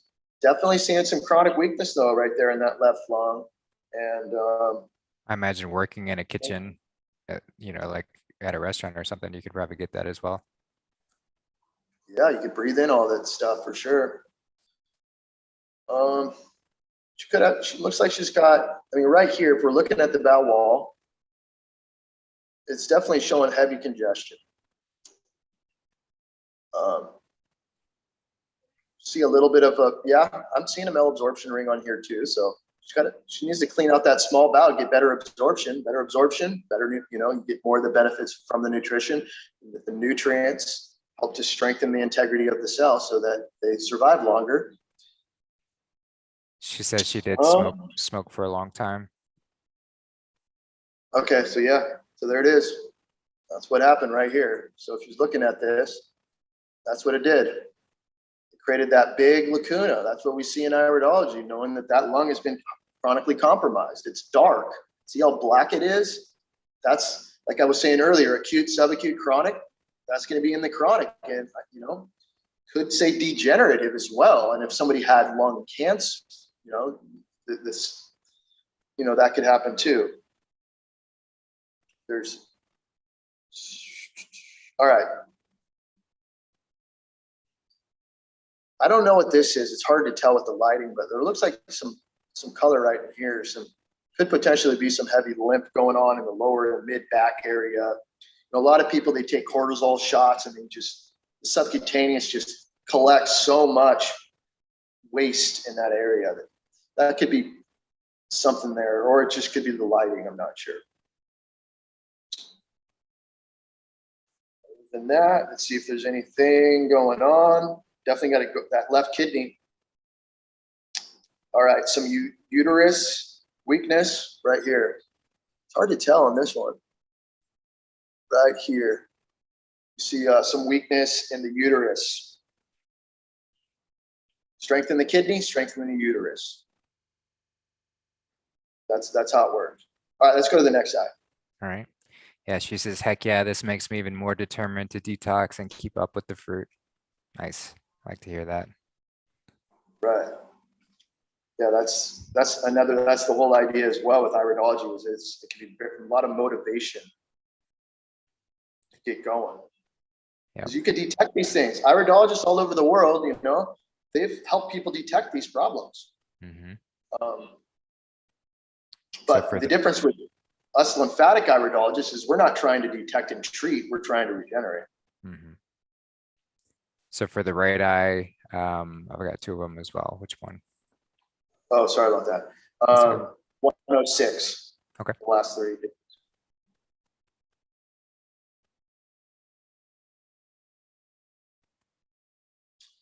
She might, feel some pain right there in the right kidney during a detox for sure. If she pushes deeper, she gets rid of the vegetables and she really hits it harder with just fruit, fasting. She might feel some stuff going on in that right kidney only because it looks like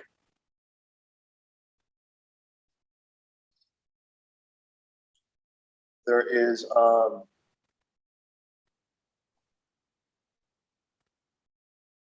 follow me here? All right, there we go. This reminds me sometimes of those old school video games. They lag, a little bit sometimes. Yeah. Right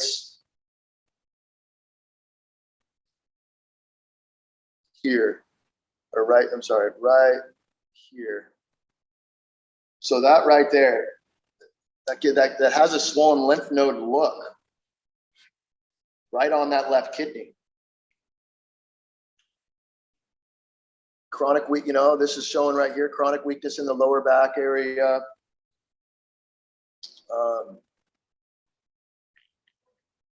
Could have some swelling going on in the foot. Maybe swollen lymph nodes in the right foot right there. That's where I see that white glob looking thing. Now this is not good right here. That's just like that brownish area. Yeah. Somebody else had that look too. Who was that? Was it Connor or somebody? Yeah, that was Connor. I think I had one of those. So I'm seeing that as well here. Chronic right adrenal gland. Heavy lymph. Could be drug residues, and that's what's showing that brown look. Or it could just be chronic lymph stagnation in that right kidney. We've got to get that right kidney going. Now, I said that everybody had nerve rings, but I'm not seeing it with her, though. At least I don't see the nerve rings. Does she have any skin-related issues? I definitely see a skin ring. Any history with acne or anything like that? Just curious. Yeah, Casey, what do you think about that? See these little dots right here?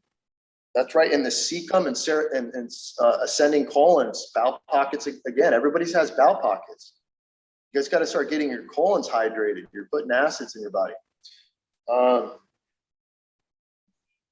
We all have done it. That's for sure. All right. So what is that? Let me brief it on my phone. Get it better. Oof. Okay.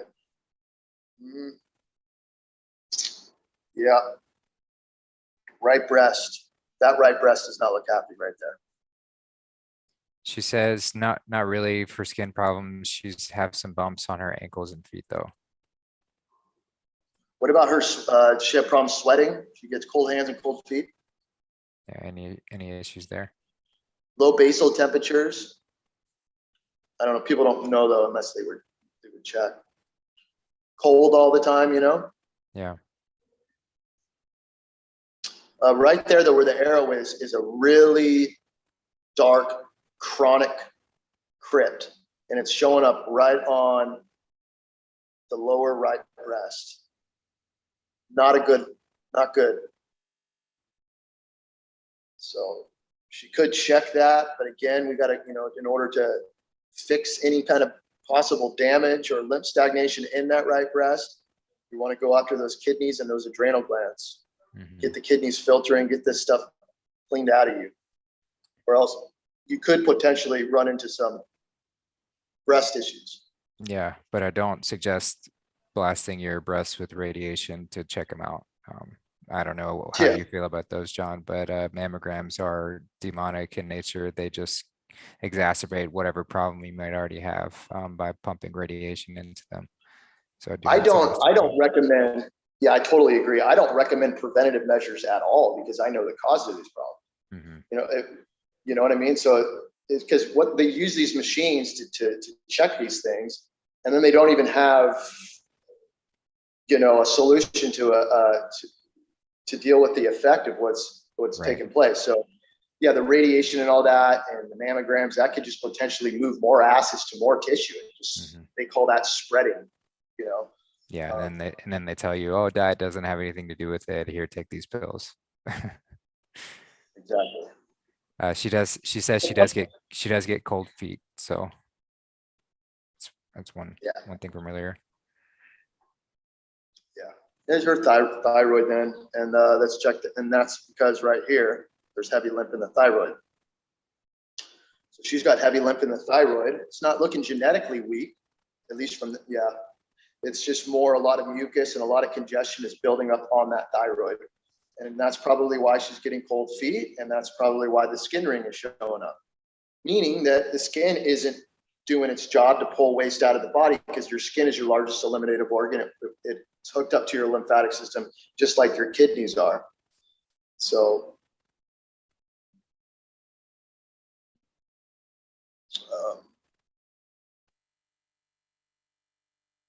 lung as well right here.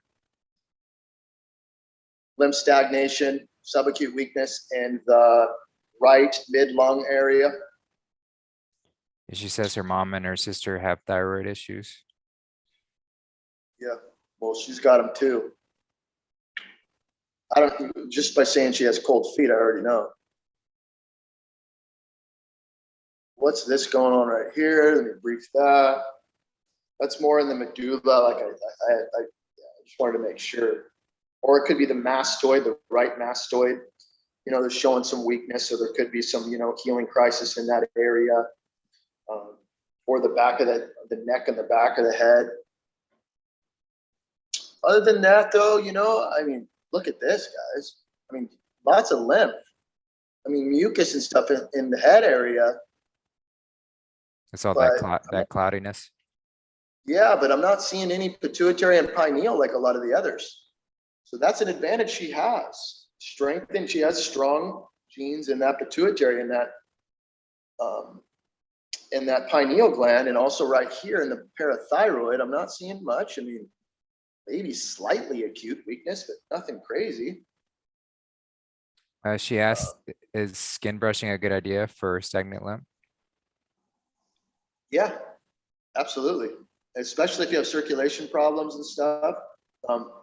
Pull that waste out. It's while it comes to the surface, it'll help. To get rid of all those dead skin cells. So you could, as your body is renewing the skin, and you have to renew the skin too in order to sweat it out properly as well. So dry brushing is just only going to help with the flow of lymph through the skin channel.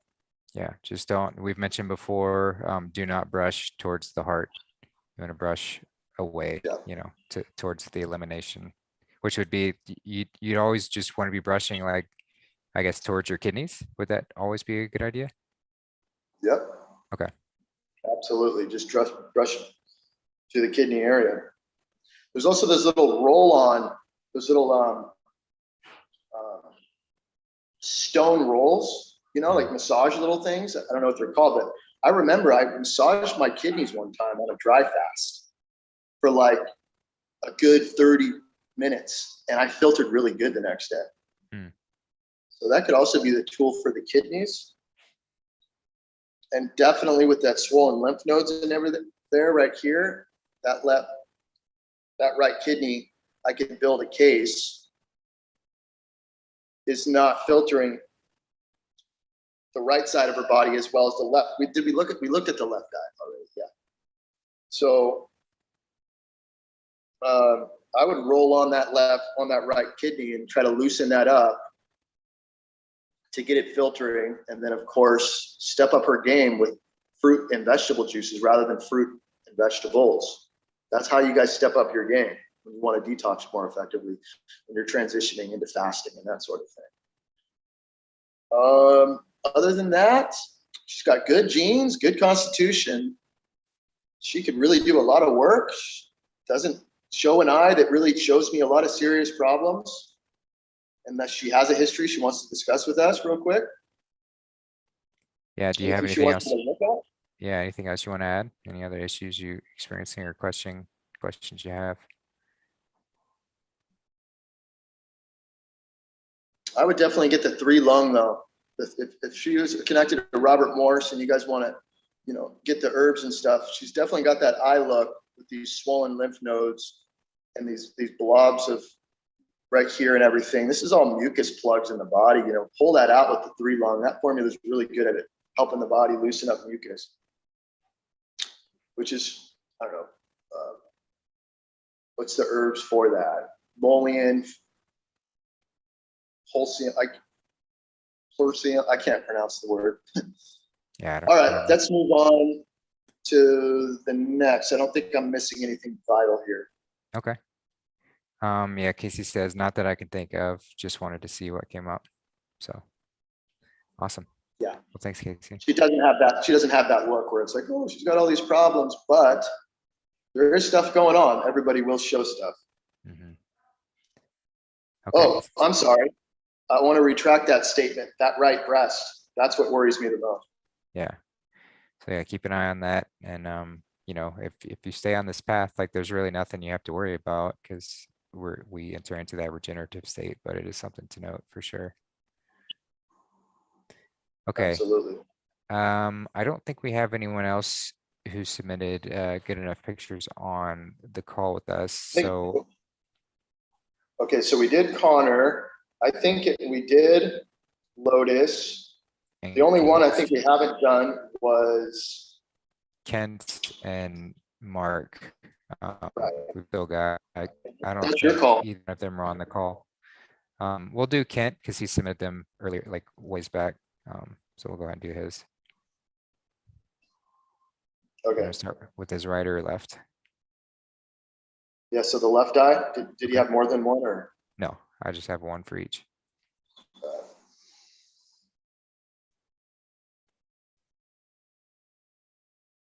So yeah, guys, it's you know, I know that the timing's not ideal for some people, but it's always great to have people on the call with us so that we can have this be a little bit more interactive when we ask questions. But like I said, if we have time, we'll get to the other ones that have been submitted just to help people out.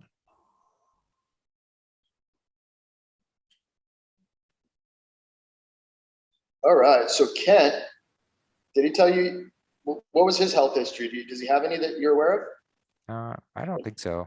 I don't think he gave any that he extra would want to details. disclose? Okay, so the reason I asked is because he's got really nice genetics and constitution. Look at these really nice straight trabecula fibers. But Kent has got tons of waste accumulation, mucoid plaque, mucus. His bowels are a mess. I'm just going to be honest. And heavy lymph node swelling. Here's the bowel wall again, guys. He might have a lot of an overacid stomach as well. He's got that gray look around the pupil and the stomach area, which can mean that overacid stomach, this thick bowel wall. You see how thick the rope is? There's little dots right here. that wrap around this bowel wall. Those are swollen lymph nodes in the colon. And all that thick lymph right there is heavy mucus. Lots of heavy, 20 pounds quite possibly. Wow. Or more. So he's got a lot of bowel work to do, for sure. And he's got that. And that's just because the line is so pronounced. That's what makes you say that? It's so thick. Yeah, like the line is so thick. It's some lines are thinner. So when I see a thick line like that, I've looked at so many people's eyes and I've looked over their history. They always have chronic malabsorption. This person has chronic malabsorption. So a healthy eye would you almost wouldn't even see that line around the pupil because it would just be so thin, right? Exactly. It'll be thin and it'll be, you know, not all over the place. You don't see pretty ballooning. uniform. Mm-hmm. Yeah. Pretty uniform, but right here, you know, you see this, it's like you could see it kind of like creating an indent right here on the pupil. Right. That could just be really dark mucoid plaque ring, I like to call it. You know, it's all mucoid plaque, whether it's gray ring or black, but I think that's mucoid plaque. I don't know for sure. It's not anything for sure. All right, so where are we going to go with this? All right, so we're going to go right here. We see it, guys. What we're learning here, that's a lacuna, and it's pretty dark. Chronic left adrenal gland. And we also see some kidney right down here.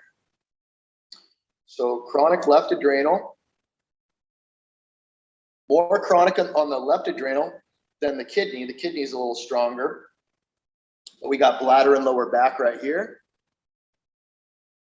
And we've got heavy lymph stagnation as well. See that big white thick line? This is lymphatic iridology, guys. That is heavy lymph stagnation in the lower back. Esophagus, could be swollen lymph nodes in the esophagus area, but heavy lymph there. Right here, we see a little lacuna, which means that we got weakness in the vocal cords, genetic weakness in the vocal cords, esophagus. Definitely got some pineal weakness right here going on. We already talked about that. We don't got to keep emphasizing that. We got the info regarding these things. Unless I have to repeat myself, just because maybe people will just kind of fast forward into theirs. I don't know. I see weakness in the cerebellum. It just gets so repetitive though, right? Right. Cerebellum. So heavy lymph in the cerebellum issues. Back of the head needs to be cleaned out. Could be dizzy. Like I was saying, sensitive to light, blurry vision, off balance, just coordination's off. That'll improve as the back of the head drains. Heavy lymph though in the pituitary. Now I said pineal gland, I take that back. I need to look at my phone better and not the screen. So that's more in the upper jaw. This is upper jaw right here in the mouth. So I'm going to say this person has a lot of lymph stagnation in the mouth, the jaw, the tissues of the gums. Could have some gingivitis going on if we're going to use the labels. But this big, thick glob right there is heavy lymph stagnation in the pituitary gland. So his pituitary gland may not be functioning properly. He could have thyroid problems because of it. Thymus weakness again with him. So whenever the thymus weakness shows weakness, then the body is struggling to eliminate properly. Could be some left shoulder weakness going on right in this area.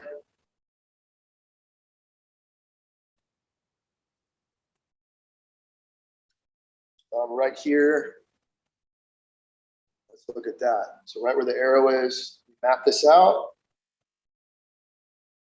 Could be left testicle, upper abdomen, lymph stagnation in the upper abdomen, some genetic weakness in that left testicle for sure. We definitely got some lymph stagnation in the abdominal area for sure. Yeah. He could have like an arm or hand injury or weakness going on. weakness or in the left ribs area.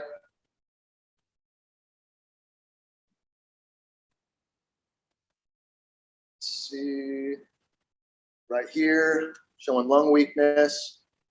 You got to strengthen those lungs. The lungs don't look too good right there. Some subacute weakness going on. All right, let's go to this next. Let's go to the other one. Okay.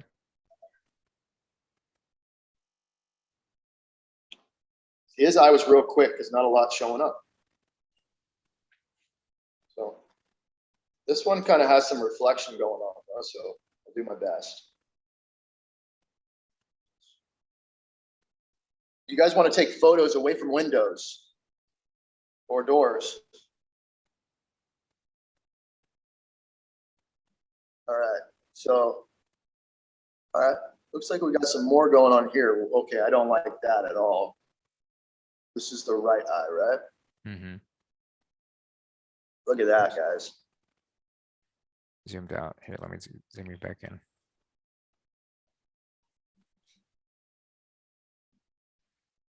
Talking about that brown spot? Yeah, I'm just gotta get my mouse back here.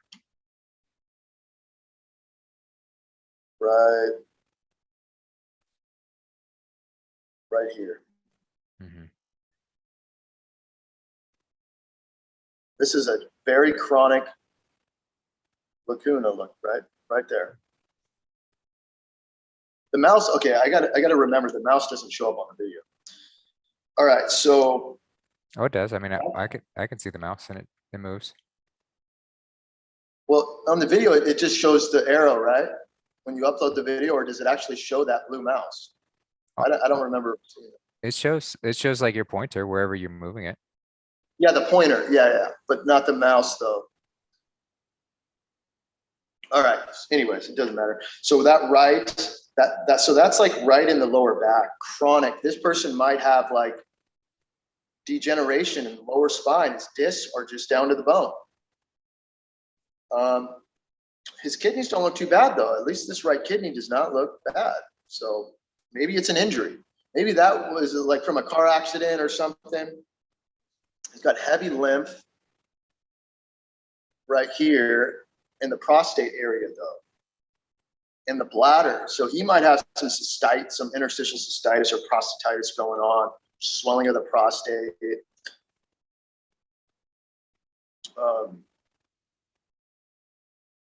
And many things could weaken these tissues as well, guys. I mean, just any kind of environmental waste product that we put in our bodies, or any kind of endocrine disruptors. Endocrine disruptors really like to create waste in the reproductive organs, which the prostate is a reproductive organ, right? And so he might have got himself into something. He's got some chemical residues in that right prostate. He's going to want to clean out that prostate.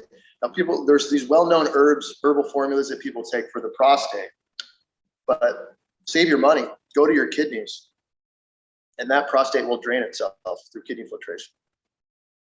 Right here, though, I'm seeing some weakness right in that right adrenal gland. So we got that heavy lymph stagnation in the right prostate, and we also have weakness in the right adrenal gland. You also can't have a prostate problem and not have an adrenal gland issues. They control hormones and steroids and all of that as well. So maybe that right kidney's not filtering good, because definitely this look is showing me a lot of lymph stagnation in the prostate with that big brown look right there. And also let's go and look at the testicle area right here. I think, let me look. Yep. So right there in the right testicle, I'm seeing, so all in his pelvic floor area, the waist is just backing up in all that area. Very similar to my history. He's got some chronic weakness in the bronchioles, all right here. You see these lacunas all in this area? It's all the bronchial trunk area. So could have some of that going on, you know, as he's cleaning that stuff out. Hopefully he is. Chronic weakness in the pineal gland right there. Yeah. And he might have a right eye weakness as well. I'm seeing that right here. So he could have an irritation going on in the right eye that he's feeling, or maybe he doesn't. But like we were saying earlier, here's a better look, right? See that line in the pupil? Because of the photo, it caught the malabsorption ring, and it's making it more transparent, better look. So this person definitely has malabsorption, but just like we looked at his left eye, seeing that big bowel wall, all that congestion going on, this person has heavy loads of mucus. So he'll see a lot of stuff come out of the bowel channel if he's detoxing correctly. And I'd highly recommend him do some bowel cleaning now to strengthen that colon, because we know how it goes, right? People are getting their colons removed because of this. So there's a lot of stuff going on in the stomach area, heavy lymph stagnation, all that brown stuff in the stomach. Could have a lot of acid reflux, GERD, all that kind of stuff.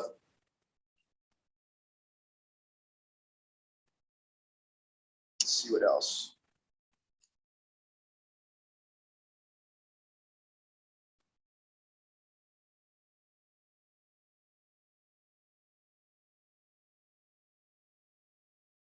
Could have some appendix too, yeah, right here. Right here is the appendix, well, the cecum right here, and then the appendix. But what's this right here?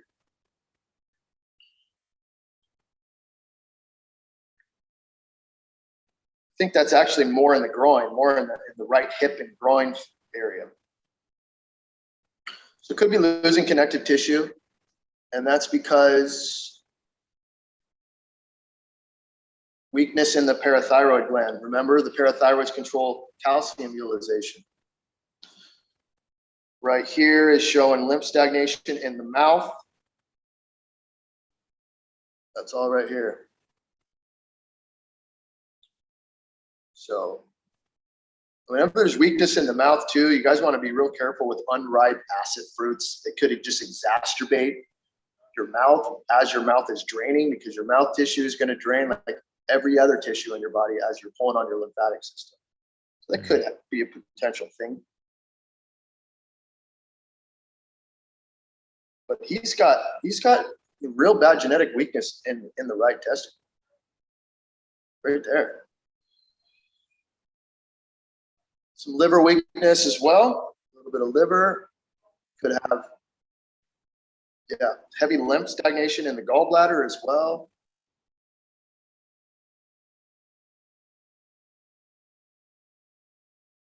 All right. I think we briefed that eye. Cool. Well, we're right at 2 hours. You want to call this one a show? It's called a show. Awesome. Yeah, I'm pretty beat. I'm pretty worn out. Yeah, totally. So yeah, guys, thanks for tuning in to this this episode. You know, this is a great way for us to get a sneak peek into our health. You know, we don't have to cut into anything. You don't have to do any MRI or any sort of, you know, crazy invasive surgery or whatever else. You just have to look at your eyes. And when you have someone as knowledgeable as Jon to take a look at them, you can really get an in-depth approach of what you know, what's going on. And it's not to really change our what we need to do, because it's really quite simple what the solution is. It's get on that alkaline diet, get away from the acids, get things moving. But having this iridology can really give a targeted approach so that we can introduce certain herbs or do things a certain way, a certain order, so to kind of help alleviate some of the uncomfortable detox symptoms that we might experience, or even just become aware of them so we don't freak out when we do experience them. But it's a really valuable system to have. And so, yeah, I want to thank Jon once again for coming on and sharing his wisdom and knowledge that he's gotten from all this, and sharing that with us. So Again, if you feel so inclined to help him out with any financial contribution, that's much appreciated. His rates for getting an iridology report are very reasonable and extremely informative, super helpful. And so I'd highly recommend that. But at the least, like I always say, for my one-on-ones, if you can't contribute financially, just make sure to pay it forward in some way or another, honor this energetic exchange that's going on right now, and to please spread it out there into the universe so that we can keep this momentum going and keep spreading the light around. So yeah, with that, Jon, do you have any closing comments for today? Yeah, thank you so much, Justin. You always beautifully, state those things, and I really appreciate that. Any support from you guys, I always appreciate.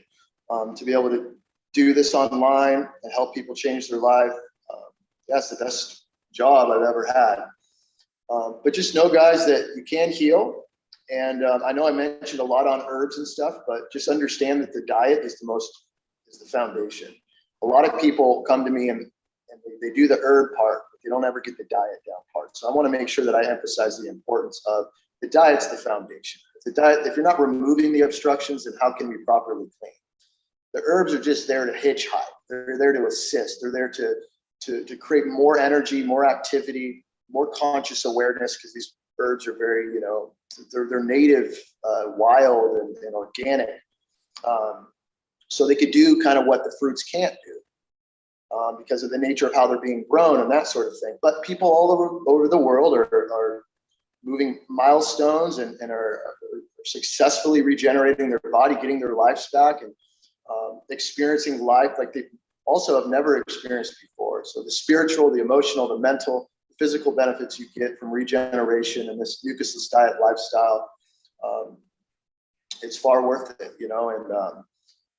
and yeah. So if you guys ever, just want to work with me on a professional level, you need some coaching, you need somebody that you feel that can help walk you through it, you need the accountability, you need somebody to help connect the dots in your mind so that you can make those steps forward, so that to make it happen. You got to get the mind right in order to know what you're doing. And so that's what I'm here to do, to help educate. Just drop me an email, or even better, just drop me a telegram. Thanks for having me, Justin. I really appreciate it. Yeah, thanks, brother. Also, guys, also remember, you got to do this.